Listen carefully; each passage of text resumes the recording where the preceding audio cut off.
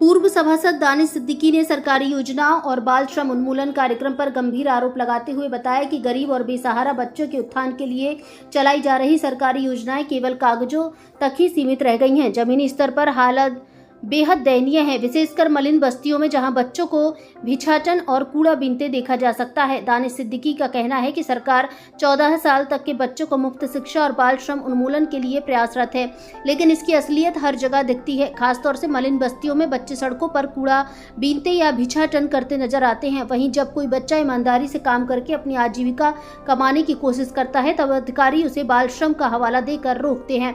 दानिश सिद्दीकी की पूर्व सभासद ने कहा कि हमारे समाज में गरीब और बेसहारा बच्चों की स्थिति बेहद दयनीय है। सरकारी योजनाएं केवल कागजों पर ही रह गई हैं। अधिकारियों का काम केवल उन बच्चों को रोकना है, लेकिन उनका पुनर्वास या उत्थान करने की जिम्मेदारी कोई नहीं उठाता।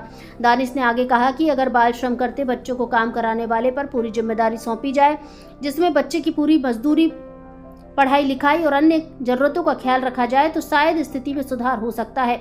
लेकिन वर्तमान में बच्चों को भिक्षाटन और कूड़ा बीनने के लिए छोड़ दिया जाता है, जिससे उनका भविष्य अंधकार में चलता जाता है। हम सरकार से मांग करते हैं कि बाल श्रम उन्मूलन कार्यक्रम की गहनता से समीक्षा की जाए और ऐसे दिशा निर्देश जारी किए जाएं जो बच्चों के भविष्य को उज्जवल बनाने में मदद करें।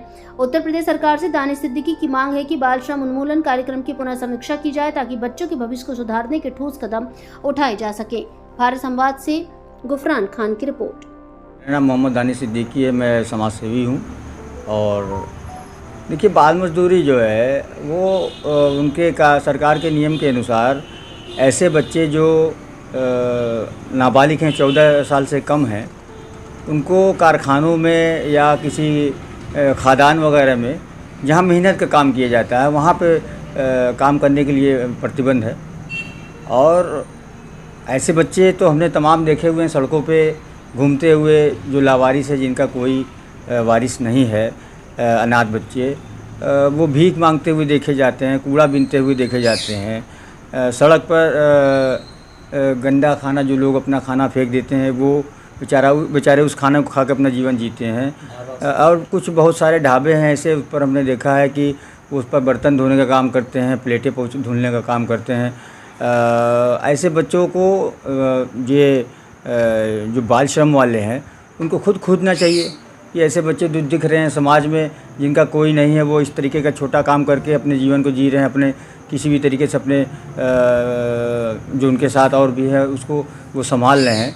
तो वो ऐसे लोगों को उनको खुद ढूंढना चाहिए। उनके लिए खाने पीने का व्यवस्था, उनके रहने की व्यवस्था, उनके पढ़ने की व्यवस्था, उनके काम करने की व्यवस्था और तमाम किस्म जो एक नॉर्मल आदमी जिसके परिवार में माँ बाप, पिता, उसका परिवार है, उनको मिलती है। तो ऐसे बच्चों को उनको खुद ढूंढना चाहिए, अपने से ढूंढें और उनको संरक्षण दें, उनको अपने कस्टडी में रखें, उनको खाना खिलाएं, अच्छा स्कूल में पढ़ाएं, तालीम दें ताकि वो भविष्य में कुछ आगे बढ़ सके। जो आरोप विधायक जी पे लग रहा है, वो अगर ऐसे ही आरोप लगने लगा तो कोई किसी भी अनाथ को अपने घर में आसरा नहीं देगा।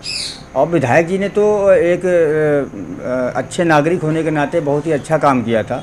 उन्होंने ऐसे बच्चों को अपने घर में रखा है जिनका कोई आसरा नहीं है, उनके माँ बाप भी इस दुनिया में नहीं है। तो ऐसे बच्चे जो समाज में उतरें, कोई गलत काम करें या कोई ऐसा काम करें जिससे उनकी या किसी और की जो है बदनामी हो, तो ऐसे बच्चों को उन्होंने अपने घर में शरण दिया हुआ है। उनको अच्छे से रखते हैं, खाना पीना खिलाते हैं, अपने बच्चे के औलाद की तरह वो पालते हैं। तो मैंने भी देखा, मैं भी कई बार उनके घर में गया हूँ, देखा हूँ कि ऐसे बच्चे जो जिनका कोई नहीं है वो अपने घर में उनको रखे हुए हैं। और बहुत ही अच्छी तरीके से, अच्छा कपड़ा, अच्छे तरीके से उनसे बोलना और उनको पढ़ाना लिखाना और फिर अपने साथ में रखना, ये बहुत ही अच्छा काम है। मेरे ख्याल से ऐसा कोई उन्होंने गलत काम नहीं किया है जिससे लोगों को